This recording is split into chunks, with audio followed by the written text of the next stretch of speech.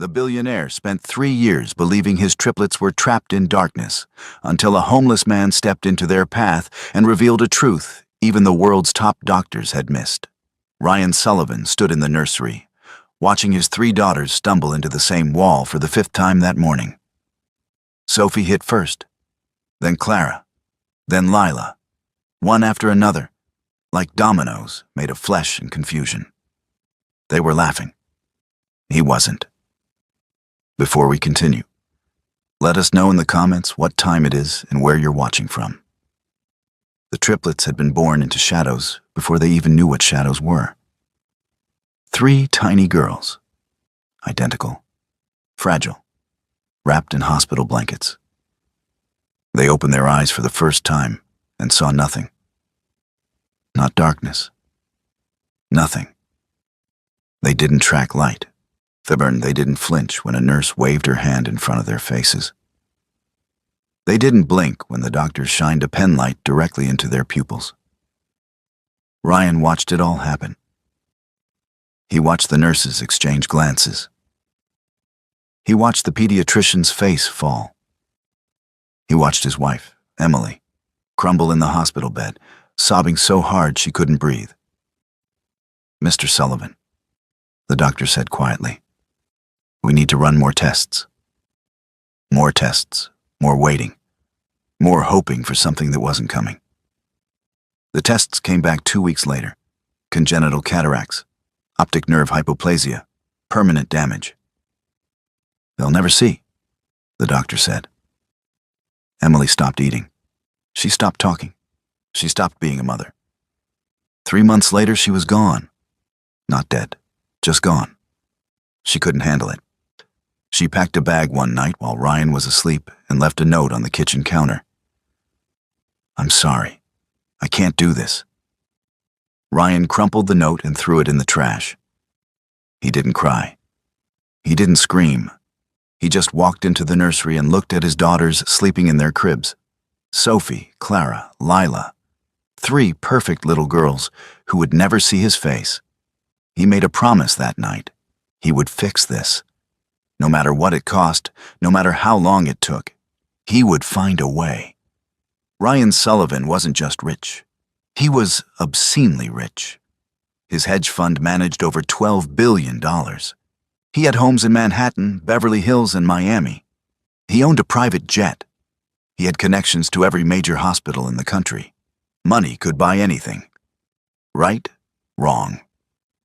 The first specialist he consulted was Dr. Raymond Chen in Los Angeles, top pediatric ophthalmologist in California, published over 200 papers, trained at Johns Hopkins.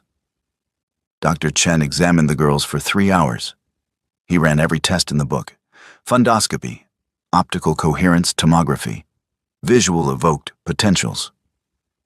"I'm sorry, Mr. Sullivan," Dr. Chen said. "The optic nerve damage is too severe. Even with surgery, the likelihood of vision restoration is less than 5%. I wouldn't recommend putting them through that." Ryan flew to New York next. Dr. Patricia Morales, Columbia University, 30 years of experience. Same answer. Then Houston, Dr. James Whitfield, Baylor College of Medicine, world-renowned retinal specialist. Same answer. Then Boston, Dr. Sarah Kim, Harvard Medical School. Same answer. Every single doctor told him the same thing: permanent, irreversible, hopeless. Ryan started drinking. Not heavily. Just enough to sleep. Just enough to stop seeing his daughter's blank stares every time he closed his eyes. The girls were growing, walking, talking. They learned to navigate the penthouse apartment by memory. Sophie always turned left at the kitchen. Clara always counted 12 steps to the bathroom. Lila always dragged her hand along the wall. They adapted. Ryan didn't. He couldn't watch them bump into furniture anymore. He couldn't watch them reach for toys they couldn't see. He couldn't watch them smile at him without knowing what he looked like. He hired a team of nannies.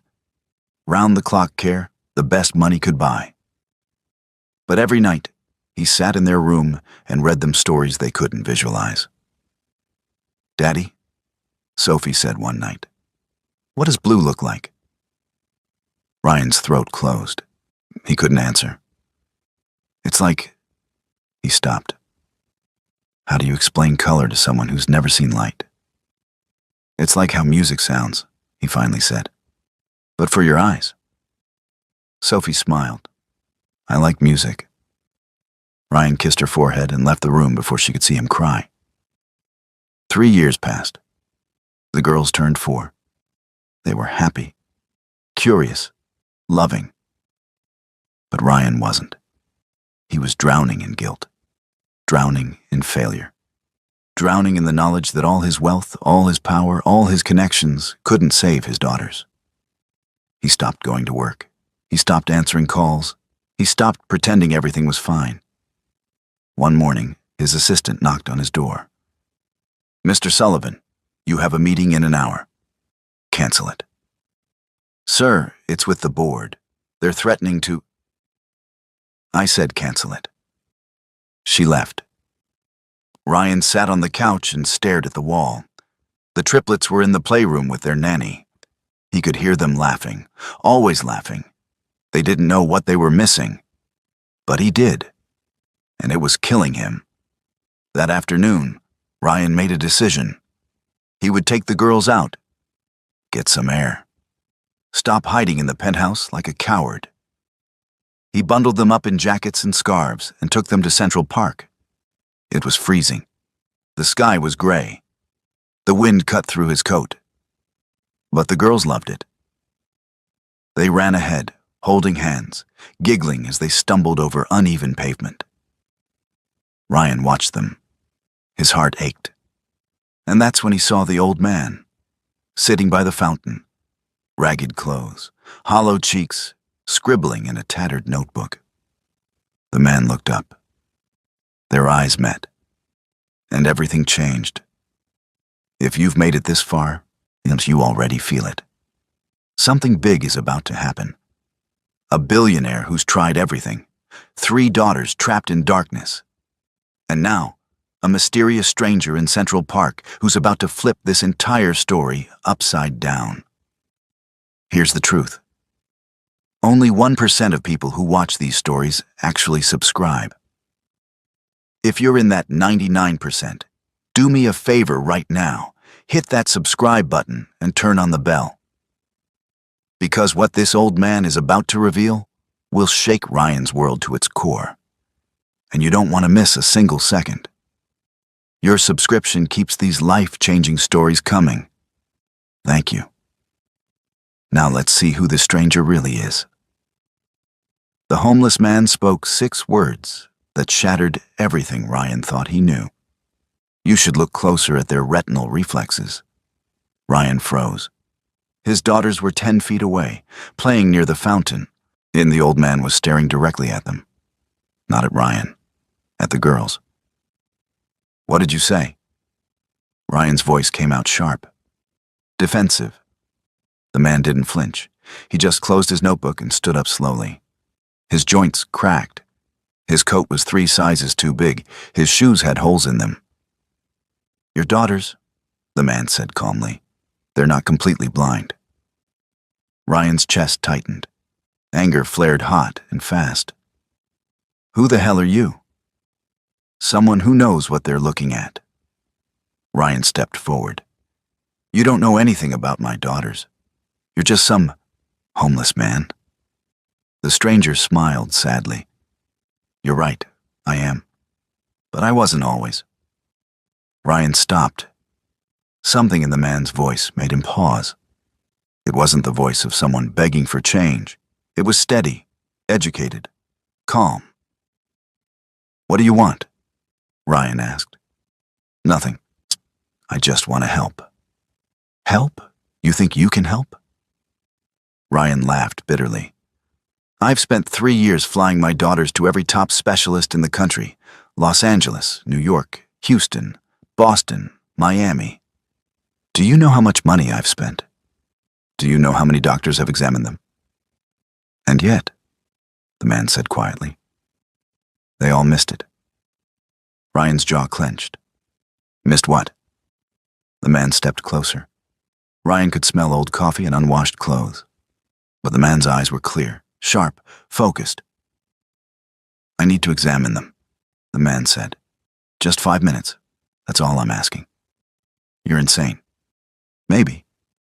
But what if I'm not?" Ryan looked at his daughters. Sophie was laughing. Clara was spinning in circles. Lila was clapping her hands.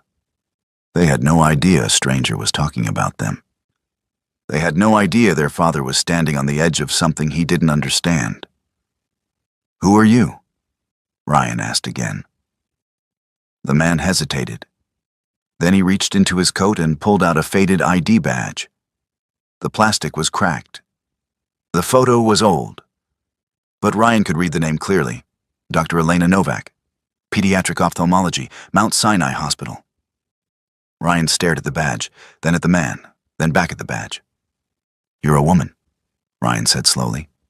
Elena smiled. "I am." Ryan's mind spun. The ragged clothes, the hollow cheeks, the beard shadow that wasn't a beard at all but dirt and exhaustion. He had assumed. He had judged. He had been completely wrong.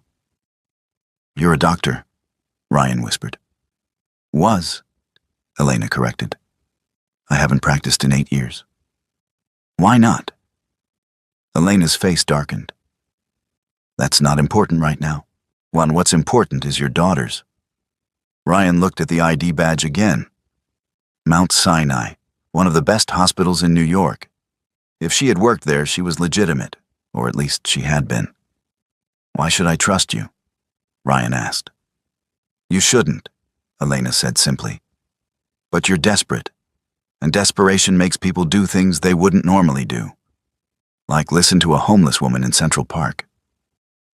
Ryan hated that she was right. 5 minutes, Elena said. "That's all I need. If I'm wrong, you walk away. If I'm right, your daughters might have a chance." Ryan's heart pounded. Every instinct screamed at him to grab his daughters and leave. This was insane. This was reckless. This was... "Fine," Ryan said. 5 minutes. Elena nodded. She walked over to the girls slowly. Ryan followed close behind, ready to intervene if anything felt wrong. "Hello," Elena said softly. "My name is Elena. What are your names?" "I'm Sophie," Sophie said brightly. "This is Clara. And that's Lila." "It's nice to meet you," Elena said. She crouched down to their level. "Can I play a game with you?" The girls nodded eagerly. Elena reached into her coat and pulled out a small flashlight. Ryan tensed. Where did a homeless woman get a flashlight? "I'm going to shine a light," Elena said gently. "It won't hurt. I just want to see something, okay?" "Okay," Sophie said. Elena clicked the flashlight on. She held it 6 inches from Sophie's face and moved it slowly from left to right. She watched Sophie's eyes carefully. Then she did the same with Clara. Then Lila. Ryan watched, confused. Every doctor had done this test. Every single one. What was Elena seeing that they hadn't? Elena clicked the flashlight off. She stood up slowly and walked back to Ryan. "Well?" Ryan demanded. Elena looked at him seriously. "Your daughters have congenital cataracts. That much is obvious. But the doctors were wrong about the optic nerve." Ryan's breath caught. "What do you mean?" "The optic nerve isn't dead," Elena said. "It's underdeveloped. There's a difference. I saw subtle pupillary responses in all 3 girls, very faint. But they're there. That means the nerve is partially functional." Ryan's head spun. "But every doctor said..." "Every doctor was afraid," Elena interrupted. "They saw the cataracts and stopped looking. They didn't want to give you false hope. They didn't want to risk a lawsuit if surgery failed. So they told you what was safest for them, not what was true." Ryan's hands trembled. "Are you saying they can be cured?" "I'm saying there's a chance," Elena said carefully. "A real chance. But it would require surgery. Precise surgery. And it would have to be done soon. The longer we wait, the more the optic nerve atrophies. Ryan's mind raced. Hope and fear collided in his chest. What kind of surgery? Phacoemulsification, Elena said. Cataract removal. But not just removal. The lens replacement has to be perfect. And we'd need to monitor the retinal response throughout the procedure. One mistake and we could cause more damage. Ryan stared at her. Can you do it? Elena hesitated. I haven't operated in 8 years. That's not what I asked. Elena met his eyes. Yes, I can do it. Ryan looked at his daughters. They were laughing again, playing again, living in darkness. He looked back at Elena. A homeless woman, a former doctor, a stranger. Why are you helping us? Ryan asked. Elena's expression softened. Pain flickered across her face. Because I couldn't save my own daughter, she whispered. And in that moment, Ryan believed her. Elena's daughter had died blind, and she had spent 8 years living on the streets because saving her own child was the one surgery she couldn't perform. Ryan stood frozen. The wind cut through Central Park, but he didn't feel it. Elena's words hung in the air like smoke. Your daughter, Ryan said quietly. What happened? Elena looked away. Her jaw tightened. Not here. Not now. If I'm going to trust you with my daughter's lives, I need to know. Elena closed her eyes. When she opened them again, they were wet. Her name was Mira. She was 6 years old. Same condition as your girls. Congenital cataracts, optic nerve hypoplasia. I was chief of pediatric ophthalmology at Mount Sinai. I had performed over 300 surgeries.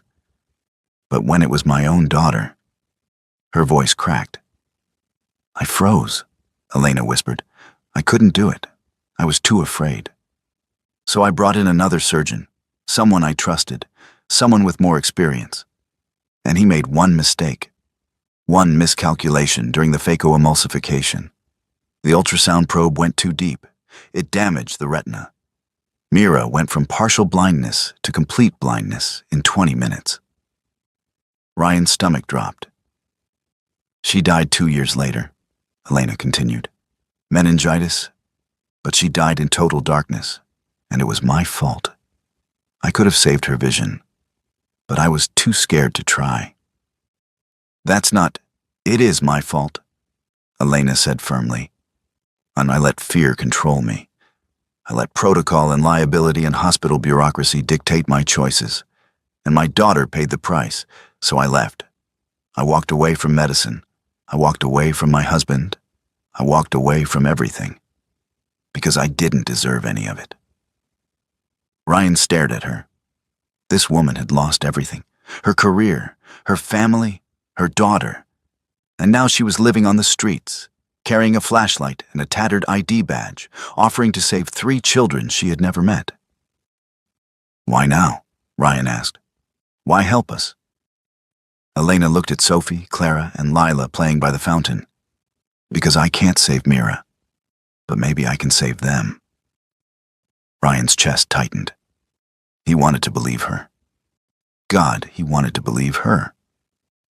But trusting a homeless woman with his daughter's eyes felt like jumping off a cliff. I need proof, Ryan said. I need to know you're not just crazy, Elena finished. I don't blame you. If I were you, I wouldn't trust me either. She reached into her coat and pulled out the tattered notebook Ryan had seen earlier. She handed it to him. Read it. Ryan opened the notebook. The pages were filled with medical notes, diagrams, surgical techniques, case studies, all written in precise, detailed handwriting. Page after page of pediatric ophthalmology research, treatment protocols, post-surgical care instructions. It was the work of someone who lived and breathed this field.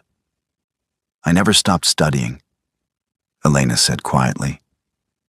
Even after I lost everything, I kept learning, kept researching.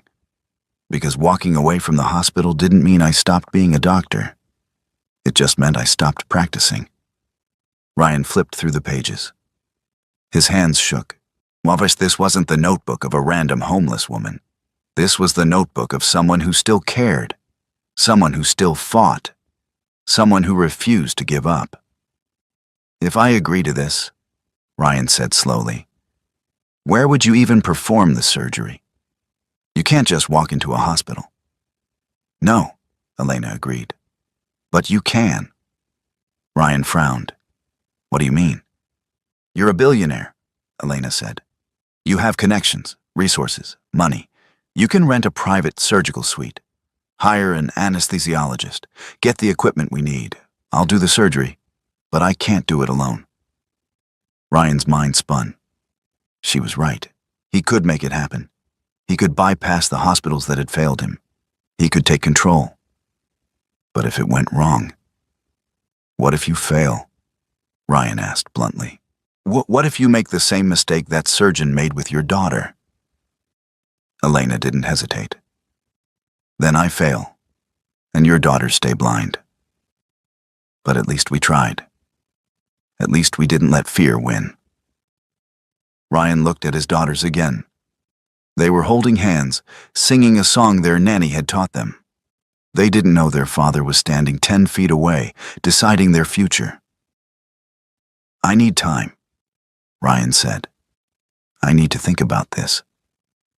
You don't have time, Elena said. The longer we wait, the more the optic nerve deteriorates. If we don't act soon, the chance we have now will be gone. Ryan's jaw clenched. How soon? 2 weeks, maybe 3. After that, the nerve will atrophy too much. Surgery won't help. Ryan felt the weight of the decision crushing him. 2 weeks, 3 at most. He had spent 3 years searching for answers, and now a homeless woman was telling him he had 2 weeks to decide if he believed her. Why didn't any other doctor see this? Ryan demanded.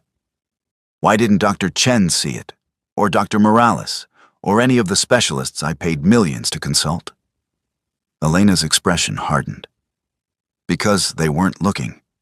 They saw the cataracts and assumed the worst. They didn't want to take the risk. They didn't want to deal with the liability. So they told you what was easiest for them, not what was true. Ryan's anger flared. They lied to me? They protected themselves, Elena corrected. That's what the system does. It protects doctors. It protects hospitals. It doesn't protect patients. Your daughters fell through the cracks because no one wanted to be responsible if something went wrong. Ryan's fists clenched. 3 years. 3 years of trusting the system. 3 years of believing the experts. 3 years of watching his daughters live in darkness because doctors were too afraid to try. If I do this, Ryan said, his voice low and dangerous, and you're lying to me. I'm not lying, Elena said calmly. But if you don't believe me, walk away. Go home. Keep searching for another doctor. Keep hoping someone else will save them. But we both know how that story ends. Ryan stared at her. She was right. He had already tried everything else, every hospital, every specialist, every treatment, and none of it had worked. This was his last chance. Where do we start? Ryan asked. Elena smiled. Miami. Ryan had 48 hours to rent a surgical suite in Miami, hire a team that wouldn't ask questions, and convince himself he wasn't making the biggest mistake of his life. He didn't sleep that night. He sat in his penthouse office with his laptop open, making calls, sending emails, pulling strings. Elena had given him a list of equipment. Phacoemulsification machine, surgical microscope, intraocular lenses, monitoring equipment, anesthesia supplies. The list was long. The cost didn't matter. By sunrise, Ryan had secured a private surgical suite in Coral Gables, a facility that catered to wealthy clients who valued discretion. No questions asked, no records kept. Cash only. Perfect. The anesthesiologist was harder to find. Most wouldn't work outside a hospital. Too much liability, too much risk. But Ryan finally found one. Dr. Marcus Rivera, former military medic, worked private contracts now. He didn't care who performed the surgery as long as he got paid. Ryan wired him $50,000. Elena arrived at the penthouse the next morning. Ryan had sent a car for her. She walked in wearing the same ragged clothes, carrying the same tattered notebook. But her eyes were focused, determined. "We leave tomorrow," Ryan said. "I've arranged everything. The suite, the equipment, the anesthesiologist. It's all waiting in Miami." Elena nodded. "Good. We'll need to prep the girls tonight. No food after midnight. Clear liquids only until 6 hours before surgery. I'll need to examine them again. Make sure nothing has changed." Ryan's chest tightened. "When do we tell them?" "Tonight," Elena said. "They need to know what's happening. They need to be prepared." Ryan's throat closed. How do you tell your 4-year-old daughters they're about to undergo surgery that could either give them sight or leave them worse than before? That evening, Ryan sat the triplets down in the living room. Elena sat beside him. The girls sensed something was wrong. They were quiet, tense. "Girls," Ryan said gently, "we need to talk about something important." Sophie reached for his hand. "Are we in trouble, Daddy?" "No, sweetheart, you're not in trouble. But we're going on a trip to Miami.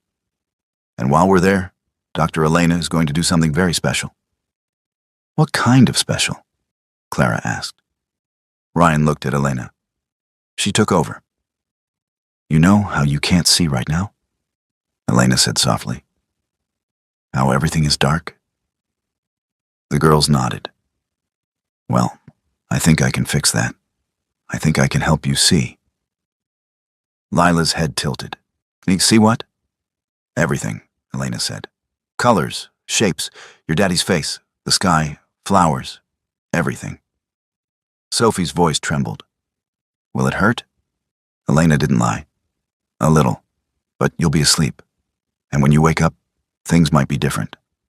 "Different how?" Clara asked. "You might be able to see light," Elena said carefully. "Maybe more, maybe less. But we won't know until we try."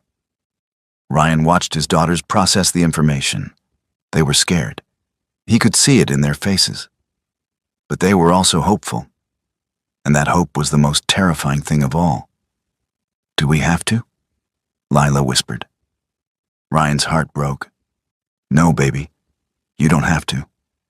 If you don't want to do this, we won't. But if we don't try, things will stay the same. You'll stay in the dark." Sophie squeezed his hand. "Will you be there?" "Every second," Ryan promised. "I won't leave you." The girls looked at each other. Some silent communication passed between them. Then Sophie nodded. "Okay," she said. "We'll try." Ryan pulled them into a hug.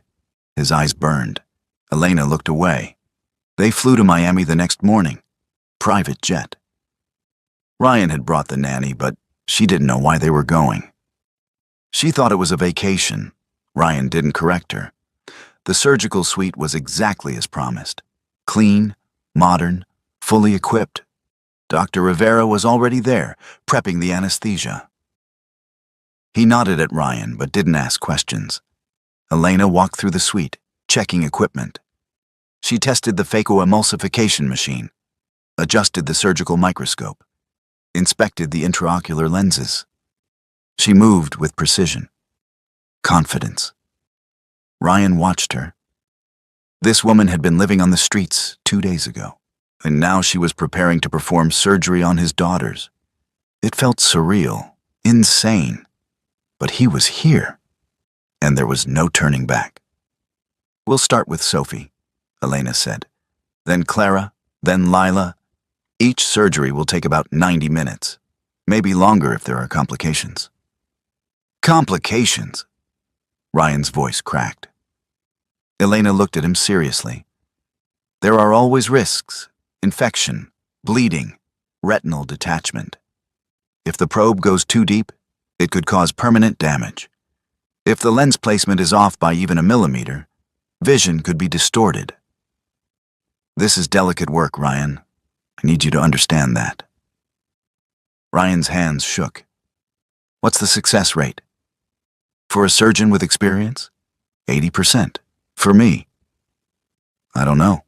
I haven't operated in 8 years. Ryan wanted to run. He wanted to grab his daughters and leave. But Elena's eyes held him in place. I won't lie to you, Elena said. This could go wrong, but if we don't try, your daughters will never see. And I refuse to let fear win again, not this time. Ryan nodded slowly. Okay, let's do it.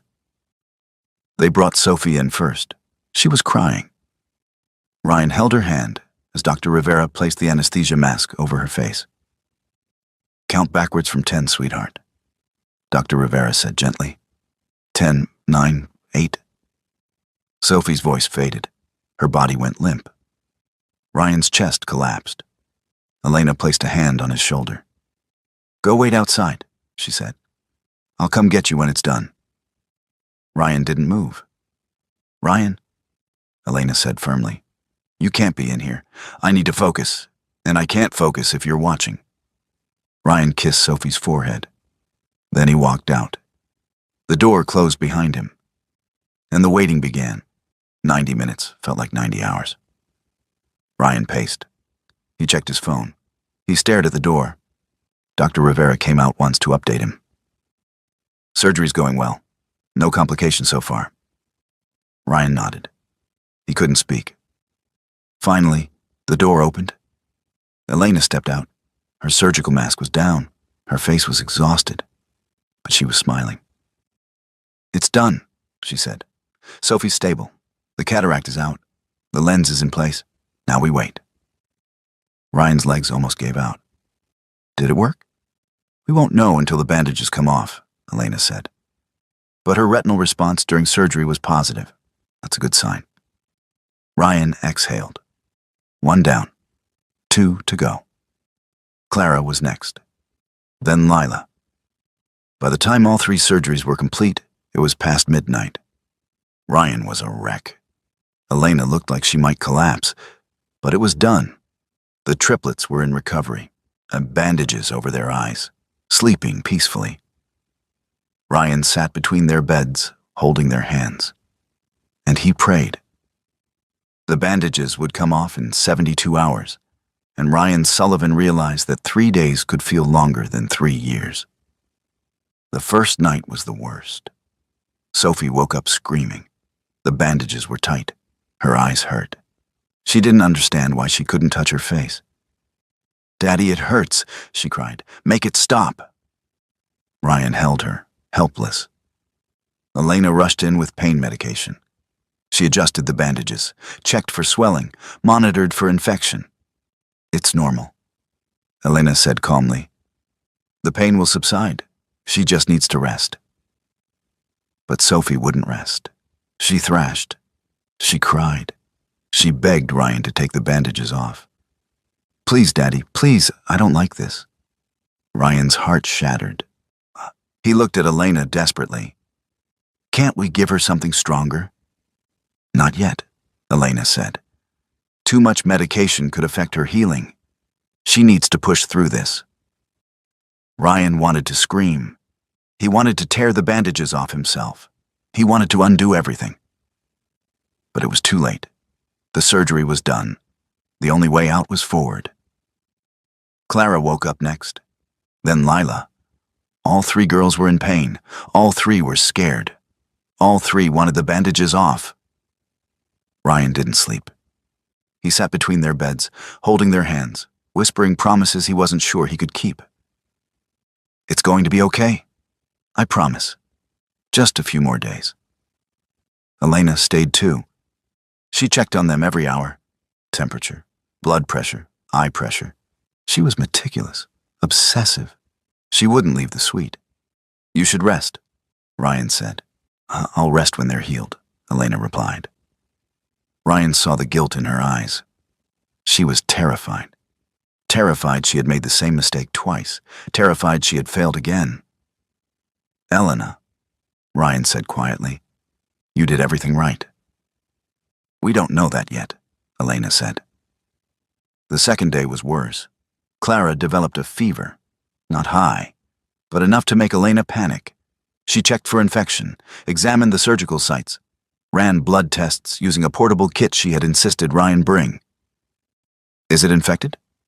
Ryan asked, his voice tight. I don't think so, Elena said. But we need to monitor it closely. If the fever spikes, we'll need antibiotics. Ryan paced. His phone buzzed constantly. Work emails, board meetings, business emergencies. He ignored all of it. Nothing mattered except his daughters. The nanny tried to help, but Ryan sent her away. He didn't want anyone else in the room. Just him and Elena. Just the people who understood what was at stake. By the third day, the girls were restless. The pain had subsided, but the boredom was unbearable. They couldn't play, couldn't run, couldn't do anything but sit still and wait. When can we take them off? Lila asked for the 100th time. Soon, baby, Ryan said. Very soon. Elena had set the bandage removal for noon, 72 hours post-surgery, the optimal time for the eyes to stabilize. Ryan watched the clock. 10 a.m., 10:30 a.m., 11 a.m. Each minute dragged. Elena prepared the room. She dimmed the lights, set up the examination equipment, laid out eye drops and gauze. When we remove the bandages, Elena explained, the room needs to be dark. Their eyes will be extremely sensitive to light. We'll introduce brightness gradually. Ryan nodded. He couldn't speak. His throat was too tight. 11:30 a.m. The girls were nervous. They held hands, whispered to each other.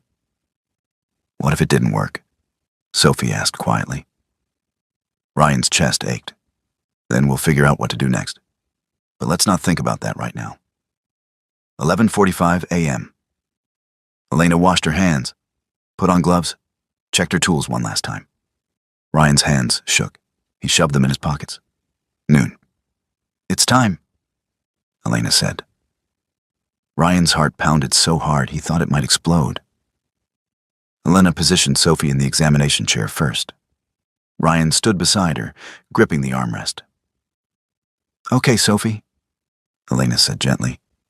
I'm going to remove the bandages now. Keep your eyes closed until I tell you to open them. Understand? Sophie nodded. Elena carefully unwrapped the gauze, and layer by layer, slowly, methodically. Ryan held his breath. The last piece came off. Sophie's eyes were closed, swollen, red. But the surgical sites looked clean. Good, Elena murmured. No signs of infection. Now, Sophie, I want you to open your eyes very slowly. Just a tiny bit. Don't force it. Sophie's eyelids fluttered. She squinted, winced. It's bright, Sophie whispered. Ryan's heart stopped. Bright. She said bright. That meant she saw light. That's good, Elena said, her voice shaking slightly. That's very good. Now close them again. Let's try Clara. Ryan's legs felt weak, light. Sophie could see light. Clara's bandages came off next. Same process, same careful unwrapping. Open your eyes slowly, Clara. Clara squinted. Daddy. I'm here, baby. I see something, Clara said, her voice filled with wonder. It's blurry, but I see something. Ryan's eyes burned. He blinked hard. Lila was last. Elena's hands trembled as she removed the final bandage. Open your eyes, Lila. Lila opened them. She blinked, looked around, and then she smiled. Colors, Lila whispered. I see colors. Ryan collapsed into a chair. His body shook. Elena covered her mouth with her hand. Tears streamed down her face. It worked. It actually worked. But Elena wasn't done. She pulled out a pen light. I need to test their vision properly, see how much they can actually see. She held up fingers, asked the girls to count. Started with Sophie. How many fingers, Sophie? Sophie squinted. 2? Correct. Clara? 3. Yes. Lila? 4. Elena's hands shook. She tested their peripheral vision, their depth perception, their ability to track movement. All 3 girls responded. Not perfectly. Their vision was blurry, limited, but it was there. They can see, Ryan whispered. They can actually see. Elena nodded, unable to speak. Ryan stood up. He walked over to his daughters, knelt down in front of them. Girls, he said, his voice breaking, can you see me? Sophie reached out, touched his face. You're fuzzy, but I see you. Clara giggled. You have a nose. Lila stared at him. You're crying, Daddy. Ryan laughed through his tears. Yeah, baby, I am. The girls reached for him. He pulled them into his arms, held them tight. Elena watched from across the room. Her shoulders shook. She had done it. She had saved them. She had finally saved someone. Ryan looked up at her. Thank you, he mouthed. Elena smiled through her tears. But the moment didn't last. Because Sophie suddenly pulled away from Ryan, and she looked around the room. Her eyes landed on Elena. And then she did something Ryan didn't expect. She climbed out of his arms, walked across the room, and wrapped her arms around Elena's legs. Thank you, Sophie whispered. Thank you for the light. Clara and Lila followed. All 3 girls clung to Elena, not to their father, to the woman who had saved them. Ryan stood alone, watching. His daughters could finally see, but they weren't looking at him. Ryan had spent $3 million and risked everything to give his daughters sight, and they ran past him to hug the homeless woman who made it happen. He stood frozen, his arms still outstretched, empty. Sophie, Clara, and Lila clung to Elena like she was their mother. They buried their faces in her ragged coat. They whispered thank yous over and over. They didn't let go. Elena looked at Ryan over their heads. Her expression was conflicted, guilty. She gently tried to pull away. Girls, she said softly, you should go to your father. He's the one who made this possible. But the girls didn't move. We want to stay with you, Clara said. Ryan's chest tightened. He should have felt joy, relief, victory. Instead, he felt hollow, like he had won the battle but lost something else entirely. It's okay, Ryan said, his voice strained. Let them stay. Elena met his eyes. She understood. This wasn't jealousy. This was grief. Ryan had fought for 3 years to save his daughters. And in the end, someone else became their hero. The girls finally released Elena. They turned to Ryan, blinking in the dim light. Their vision was still blurry, still adjusting, but they could see shapes now. Colors. Movement. Daddy, Sophie said. Can we go outside? I want to see the sky. Ryan's throat closed. Of course, baby. Anything you want. They left the surgical suite that afternoon. Ryan had rented a beachfront villa in Miami Beach, private, secluded. The girls needed time to adjust before returning to New York. The drive was surreal. Sophie, Clara, and Lila pressed their faces against the car windows. They gasped at buildings, trees, cars. Everything was new. Everything was overwhelming. What's that?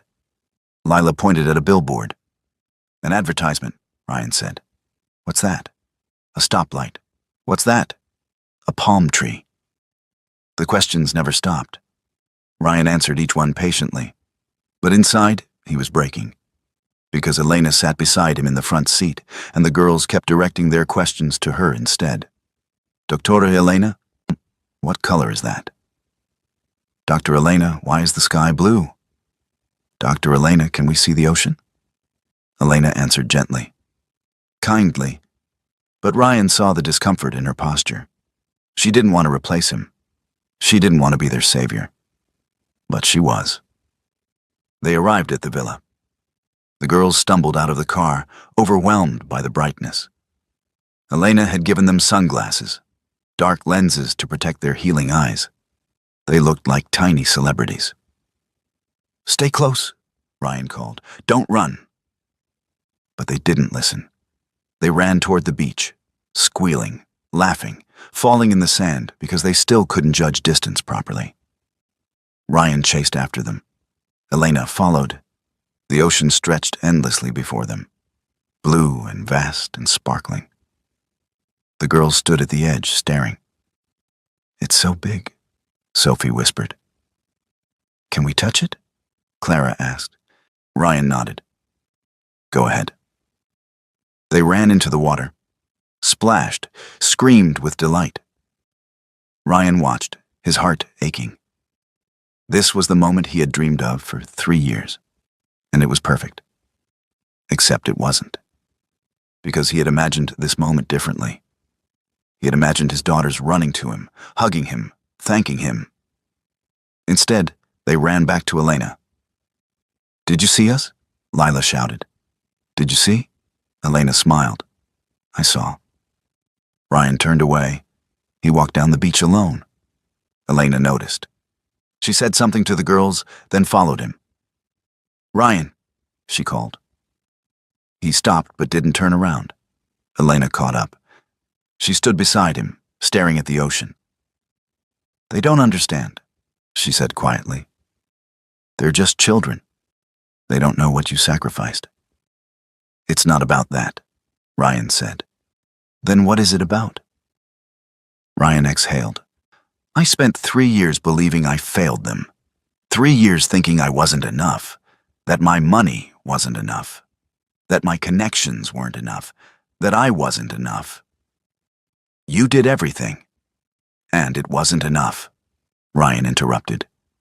"You did in 5 minutes what I couldn't do in 3 years. You saw what I missed. You saved them when I couldn't." Elena shook her head. "That's not true. You saved them. You took the risk. You trusted me. You made this happen." "They don't see it that way," Ryan said bitterly. "They see you as the hero, not me." Elena was quiet for a moment. Then she said, "My daughter used to look at me the same way, like I could fix anything, like I was invincible. And then I failed her, and she stopped looking at me altogether." Ryan turned to face her. "I'm sorry." "Don't be," Elena said. "I'm telling you this because I know what it feels like to lose that. To have your child look at you with disappointment, with fear. Your daughters don't look at you that way, Ryan. They look at you with love. They just don't understand yet what you did for them." "When will they understand?"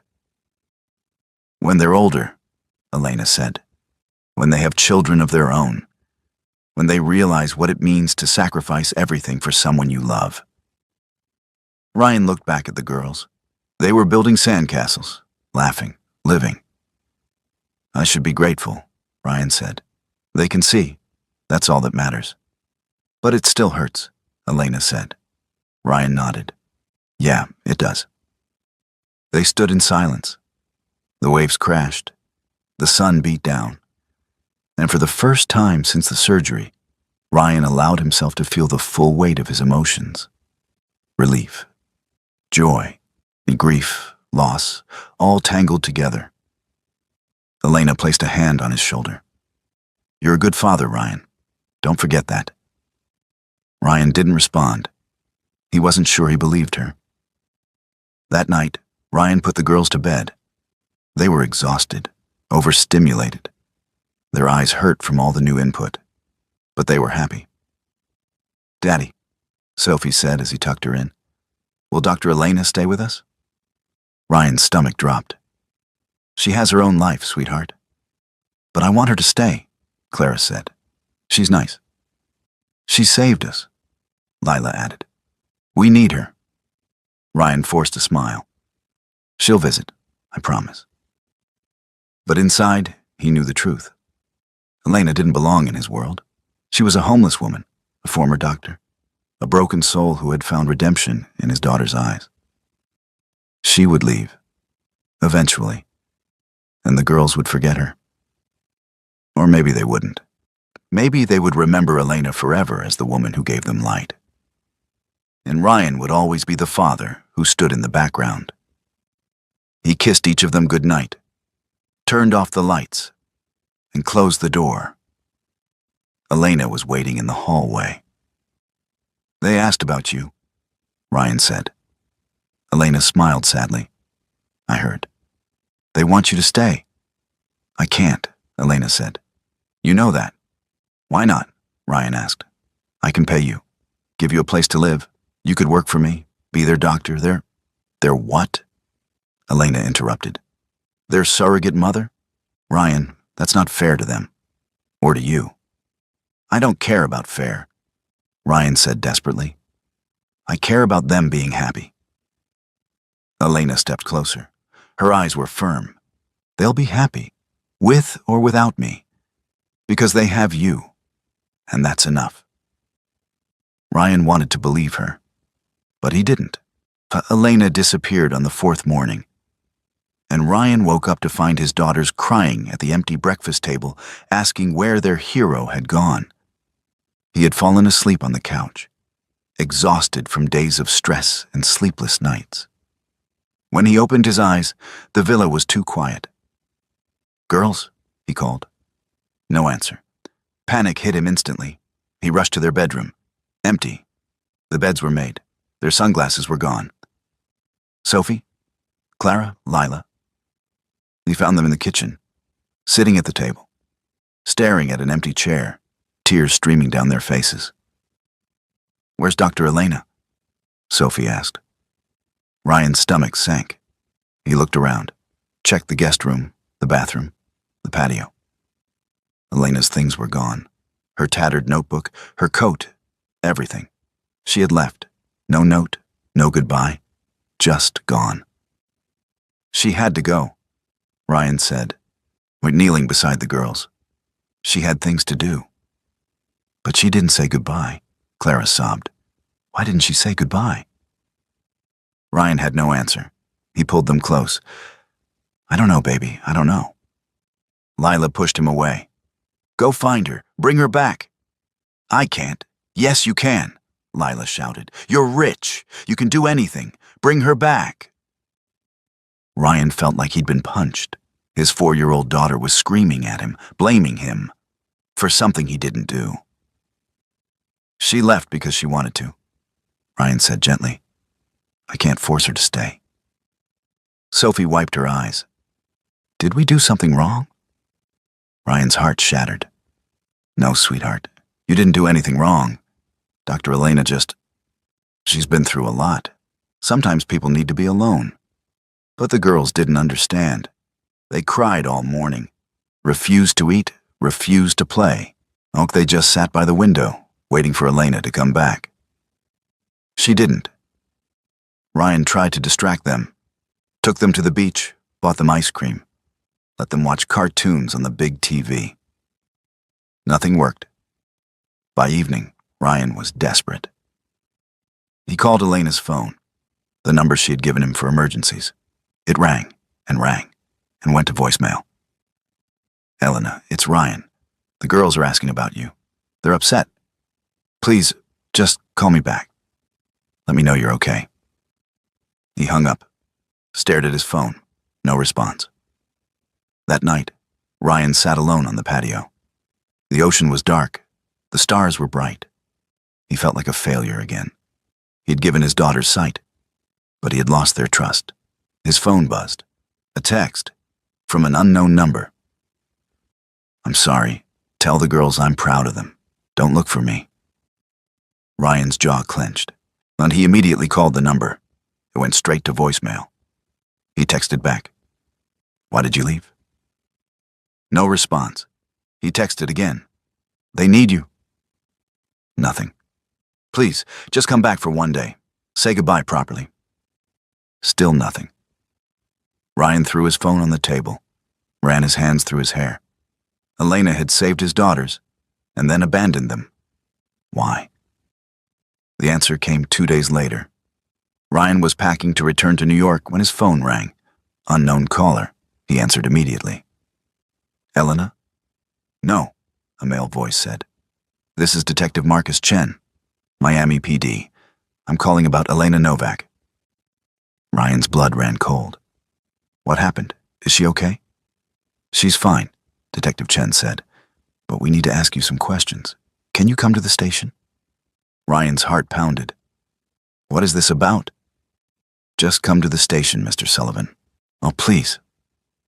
Ryan left the girls with the nanny and drove to the police station.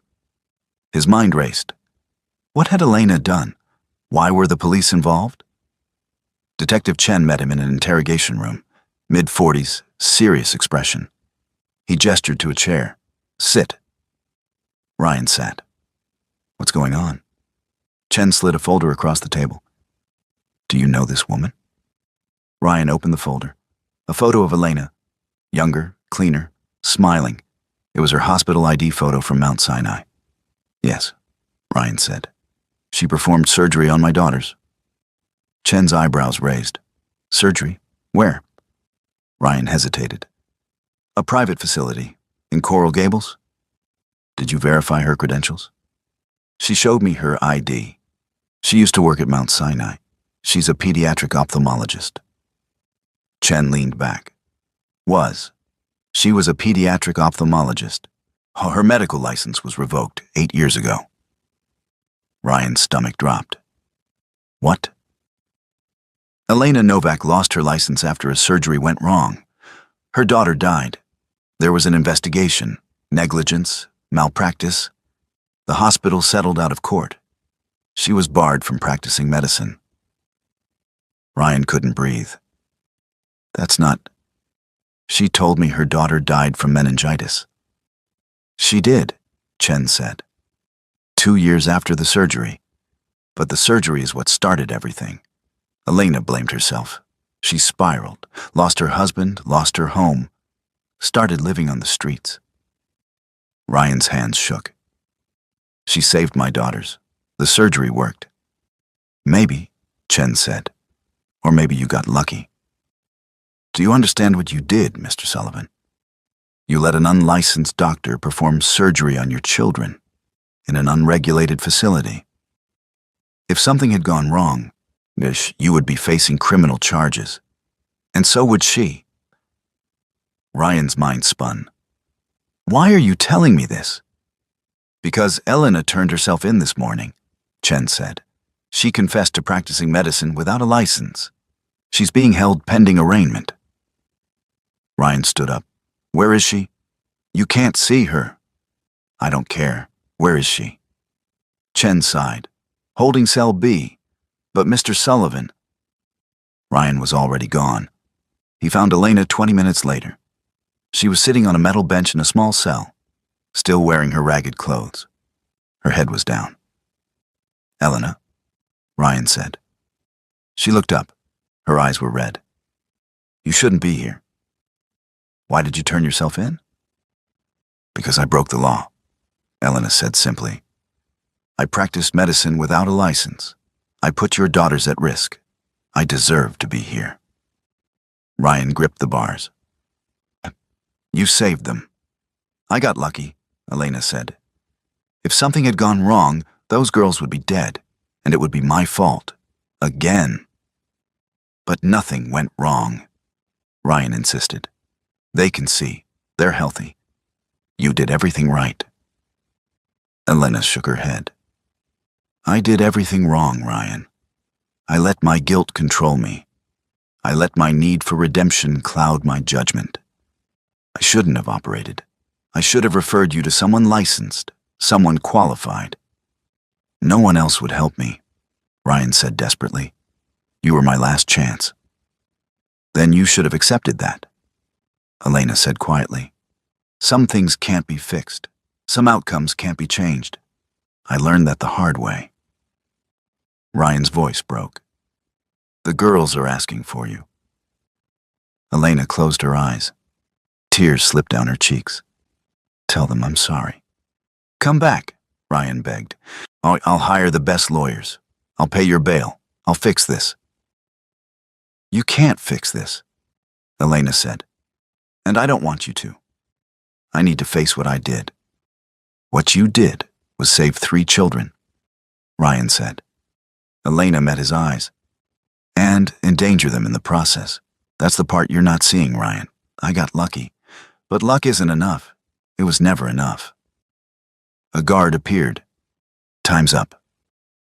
Ryan didn't move. Please, Elena, don't do this. Elena stood up, walked to the bars, placed her hand over his. Take care of them, she whispered. And tell them I'm proud of them. The guard pulled Ryan away. Elena disappeared into the back of the cell. And Ryan stood there, helpless once again. Ryan had 48 hours to decide if he would testify against the woman who saved his daughters or let her rot in jail for a crime that gave his children their lives back. He sat in his lawyer's office in Manhattan. High-rise, glass windows, view of Central Park. Theodore Grant sat across from him. Best defense attorney in New York. $3,000 suit. Cold eyes. The prosecution is offering a deal, Theodore said. If Elena pleads guilty to practicing medicine without a license, she'll serve 18 months.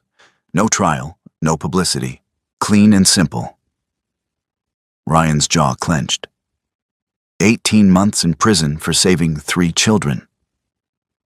For breaking the law, Theodore corrected. The outcome doesn't matter. She operated without a license, in an unregulated facility. That's a felony. She saved my daughters. And put them at risk, Theodore said flatly. If this goes to trial, the prosecution will argue that you and Elena endangered those children. They'll call expert witnesses, top surgeons who will testify that the procedure was reckless. The complications could have resulted in permanent damage or death.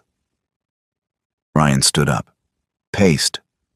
But there were no complications. The surgery worked. You got lucky, Theodore said. And luck isn't a legal defense. Ryan's hands balled into fists. So, what do you want me to do? Theodore leaned back. Testify. Tell the truth. That you were desperate. That Elena convinced you she could help. That you didn't know she was unlicensed. Paint yourself as the victim. The prosecution will go easier on you. Ryan's stomach turned. That you want me to throw her under the bus. I want you to protect yourself, Theodore said. And your daughters. If you don't cooperate, the DA could come after you for child endangerment. Reckless conduct. You could lose custody. Ryan froze. What? You allowed an unlicensed doctor to perform surgery on your children, Theodore said. That's grounds for a CPS investigation. If the court decides you acted irresponsibly, your daughters could be removed from your care. Ryan felt like the floor had dropped out from under him. They wouldn't. They would, Theodore interrupted. This is New York. The system doesn't care that your daughters can see now. They care that you broke the law. And if you want to keep your family intact, you need to distance yourself from Elena Novak. Ryan sat down slowly. His mind spun, and he had fought for 3 years to save his daughters. And now the system wanted to punish him for succeeding. What if I don't testify? Ryan asked. Then Elena goes to trial, Theodore said, and loses. Without your testimony, she has no defense. The evidence is clear. She operated without a license. She confessed. She's done. And if I do testify? Then maybe the judge shows leniency, Theodore said. Maybe Elena gets probation instead of prison. Maybe this all goes away quietly. But only if you cooperate. Ryan looked out the window. Central Park stretched below. The same park where he had met Elena. The same park that had changed everything. I need time, Ryan said. You don't have time, Theodore replied. The arraignment is tomorrow. You need to decide now. Ryan left the office without answering. He went home. The penthouse felt empty. The girls were with their nanny, laughing, playing, seeing. They had been asking about Elena every day. When was she coming back? Why did she leave? Could they visit her? Ryan had lied, told them Elena was traveling, that she would return soon. He couldn't tell them the truth, couldn't tell them their hero was in jail. That night, Ryan couldn't sleep. He sat in the nursery, the same room where his daughters had stumbled into walls for 3 years, the same room where he had made a promise to fix them. He had kept that promise. But at what cost? His phone buzzed. A text from Theodore. DA needs your answer by morning. Testify or don't. Choose. Ryan stared at the message. His thumb hovered over the keyboard. Then he heard a voice behind him. Daddy? He turned. Sophie stood in the doorway, hair messy, and eyes half open. She could see him. Even in the dark, her vision was getting stronger every day. What's wrong, baby? Ryan asked. Sophie walked over, climbed into his lap. You look sad. Ryan's throat tightened. I'm just tired. Is it about Dr. Elena? Ryan's breath caught. What makes you say that? Because you're always sad when we talk about her, Sophie said. Did she do something bad? Ryan didn't know how to answer. How do you explain to a 4-year-old that the woman who saved her is being punished for it? Dr. Elena made a mistake, Ryan said carefully. And now she has to face the consequences. Sophie frowned. But she helped us. She made us see. I know, Ryan whispered. But sometimes helping people isn't enough. Sophie looked at him with those bright, seeing eyes. Are you going to help her? Ryan's chest collapsed. And I don't know if I can. You helped us, Sophie said. You can help her too. Ryan pulled her close, buried his face in her hair. She was right. He had moved mountains to save his daughters. He could do the same for Elena. But should he? The next morning, Ryan stood outside the courthouse. Media trucks lined the street. Reporters shouted questions. Cameras flashed. The story had leaked. Billionaire's children undergo illegal surgery. Homeless doctor arrested. It was everywhere. Ryan pushed through the crowd. Theodore was waiting inside. Did you decide? Theodore asked. Ryan looked at the courtroom doors. Beyond them, Elena sat in handcuffs, waiting, alone. Yeah, Ryan said. I decided. He walked into the courtroom. Elena was at the defense table. She looked small, fragile, broken. She saw Ryan. Their eyes met. She shook her head slightly. Don't do this. But Ryan was done listening to fear. The judge entered. Everyone stood. The people versus Elena Novak, the clerk announced, practicing medicine without a license. The prosecutor stood. Your Honor, the people call Ryan Sullivan to the stand. Ryan walked forward, placed his hand on the Bible, swore to tell the truth. The prosecutor approached. Mr. Sullivan, did you know that Elena Novak was unlicensed when she operated on your daughters? Ryan looked at Elena. She was crying silently. He looked at the prosecutor, at the judge, at Theodore, who was shaking his head. And then Ryan said something no one expected. No, I didn't know she was unlicensed. But even if I had known, I would have let her operate anyway. The courtroom erupted. The judge banged his gavel. Theodore looked like he might have a heart attack. Ryan didn't care. My daughters were blind, Ryan continued. Every licensed doctor in this country told me there was no hope. Elena was the only one who saw the truth, the only one brave enough to try. She didn't endanger my daughters. She saved them.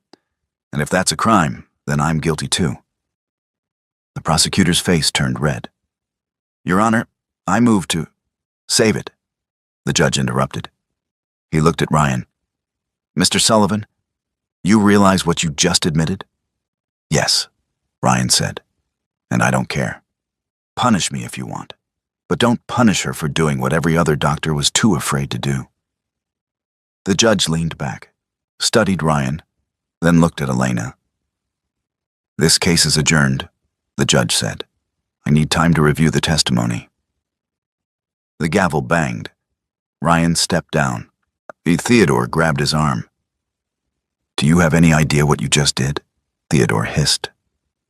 Ryan pulled away, walked over to Elena. She was still crying. Why did you do that? She whispered. Ryan smiled. Because someone once told me not to let fear win. The judge took 3 days to make his decision. And in those 72 hours, Ryan Sullivan learned that telling the truth could cost him everything he had left. Child Protective Services showed up at his penthouse on day 1. 2 caseworkers, badges, clipboards, cold expressions. Mr. Sullivan, we need to speak with you about your daughters. Ryan's blood ran cold. What about them? We've received a report that you endangered their welfare by allowing an unlicensed medical practitioner to perform surgery. We're here to conduct a welfare check. Ryan's hands shook. My daughters are fine. They're healthy. The surgery worked. That's not the point, the lead caseworker said. The point is you put them at risk. We need to assess whether they're safe in your care. They interviewed the nanny, examined the girls, asked invasive questions, took photos, made notes. Sophie, Clara, and Lila were confused, scared. Daddy, why are these people here? Clara whispered. It's okay, baby, Ryan said, though his voice was shaking. Just answer their questions. After 2 hours, the caseworkers left, but not before delivering a warning. We'll be filing a report. If the judge rules against you, we may need to remove the children from your custody pending further evaluation. The door closed. Ryan collapsed on the couch. His worst fear was coming true. He had saved his daughter's sight only to lose them completely. Day 2 was worse. Ryan's business partners called an emergency board meeting. They had seen the news. Billionaire admits to illegal medical procedure. The headlines were everywhere.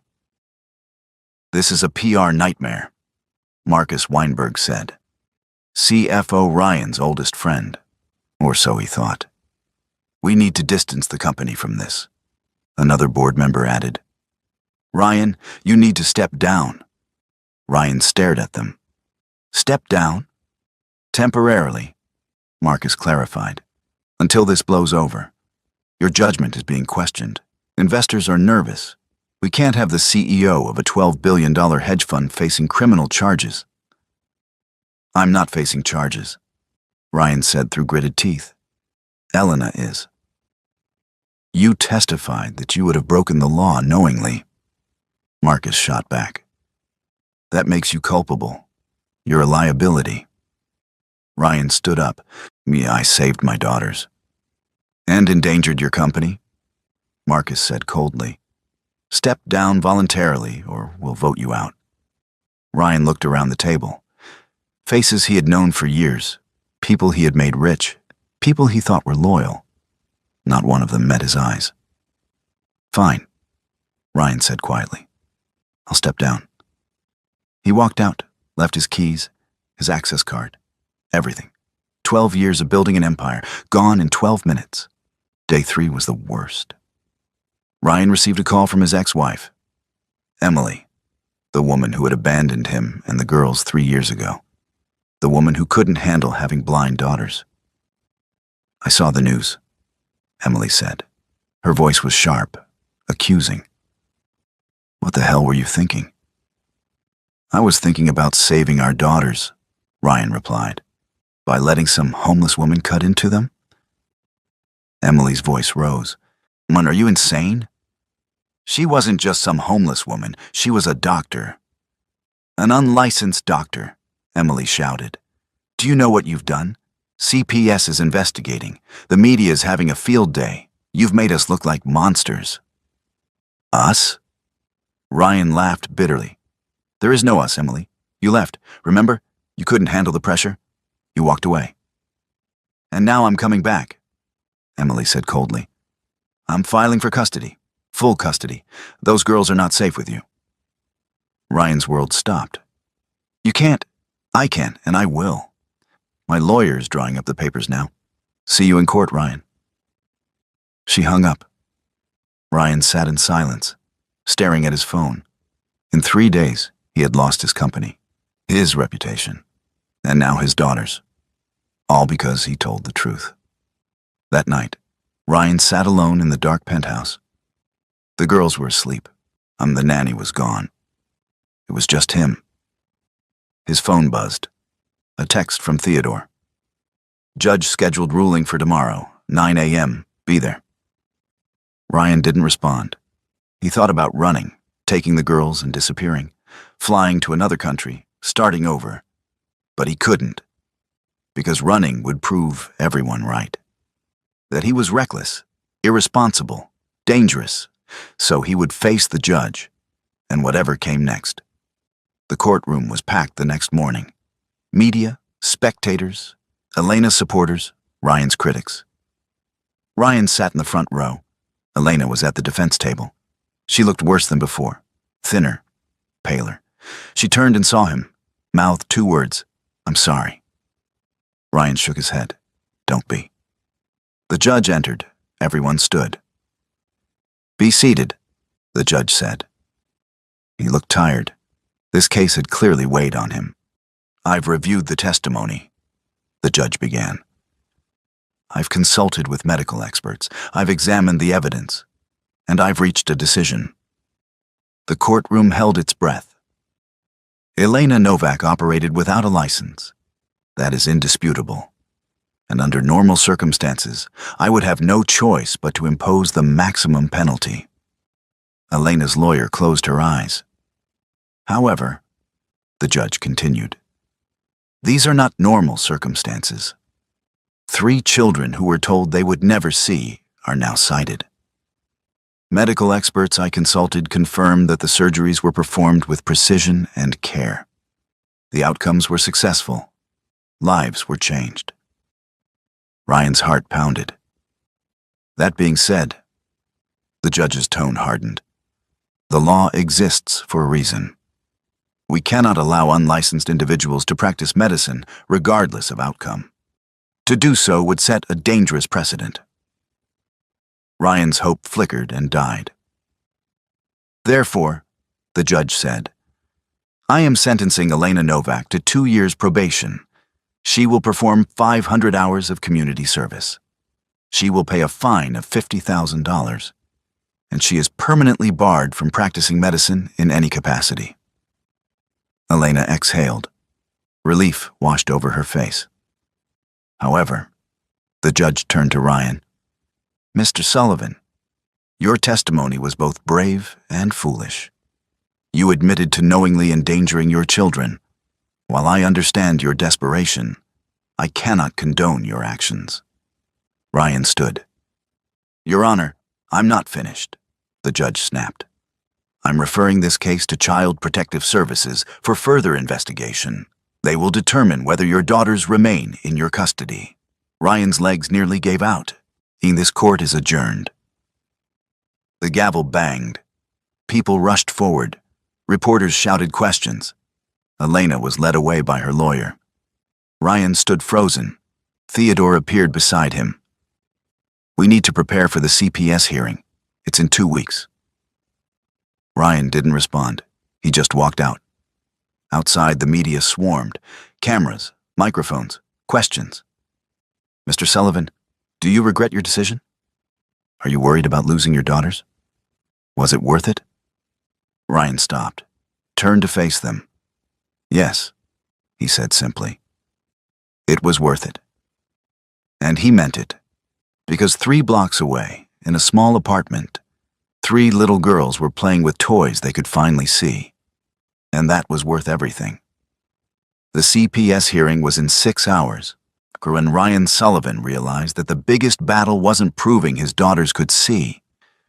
It was proving they still needed him.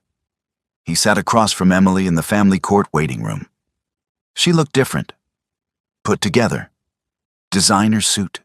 Perfect makeup. Like she hadn't abandoned her family 3 years ago. Her lawyer sat beside her. Expensive, confident, smug. This doesn't have to be difficult, Emily's lawyer said. Just agree to supervised visitation. Let Mrs. Sullivan have primary custody. No one needs to get hurt here. Ryan's jaw clenched. My daughters are not a negotiation. Your daughters are at risk, Emily said coldly.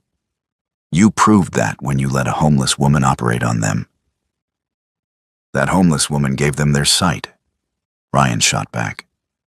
Where were you when they needed help? Where were you when they were crying themselves to sleep? Where were you, Emily? Emily's face reddened. I was dealing with my own pain. Not everyone is as strong as you think you are, Ryan. You abandoned them, Ryan said quietly. And now you want them back because it's convenient? Because they're fixed now? I want them back because you're unfit, Emily snapped. And after today, everyone will see it. The courtroom doors opened. A clerk appeared. We're ready. Ryan stood. His hands trembled. Theodore appeared beside him. Remember, Theodore whispered. Stay calm. Answer honestly. Don't let them provoke you. They entered the courtroom, smaller than the criminal court, more intimate, but somehow more terrifying. Judge Patricia Morrison presided. 50s, sharp eyes, known for being fair but tough. When the CPS caseworker testified first, presented her findings, photos, interview notes, medical records. Mr. Sullivan allowed an unlicensed practitioner to perform invasive surgery on 3 minors, she said. While the outcome was positive, the risk was substantial. We believe this demonstrates poor judgment and warrants further investigation. Emily's lawyer stood. Your Honor, my client left the marriage during a difficult time. She's sought therapy. She's stable now. She's prepared to provide a safe, nurturing environment for the children. Judge Morrison looked at Emily. Mrs. Sullivan, why did you leave? Emily stood, dabbed her eyes. I was overwhelmed, Your Honor. Seeing my daughters struggle every day, knowing I couldn't help them. It broke me. I made a mistake. I should have stayed. But I'm here now. I want to make it right. Ryan wanted to scream. She was performing, playing the victim. Mr. Sullivan, Judge Morrison said. Your turn. Ryan stood. His voice was steady. Your Honor, I understand why this looks bad. I took a risk, a huge risk, but I was out of options. Every doctor I consulted said there was no hope. Elena was the only person who believed my daughters could be saved, and she was right. But she was unlicensed, Judge Morrison said. She was desperate, Ryan countered, just like me. We both lost everything trying to help children. The only difference is she succeeded. Judge Morrison studied him. Do you believe you made the right choice? Ryan didn't hesitate. Yes, absolutely. My daughters can